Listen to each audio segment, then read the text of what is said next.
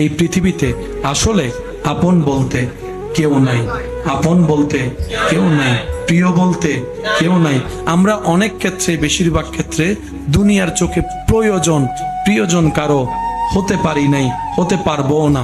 এটাই বাস্তব, এটাই সত্য, এটাই চিরসত্য কথা বলেন, ঠিক কিনা? এই বাস্তবতা আসবে একদিন। আজকে আমরা যারা অন্যেরটা দেখছি, একদিন আমাদেরটা মানুষ দেখবে। আজ দেখছি একজন সাদা কাপড় পরে খাটিয়াতে শুয়ে আছে, কয়েকজন মানুষ কাঁধে করে নিয়ে যাচ্ছে। এই দেখাটাই আমাদেরকে স্মরণ করিয়ে দেয় সেই কথা, আজকে তুমি অন্যেরটা দেখছো যে একদিন অন্যকে দেখেছিল।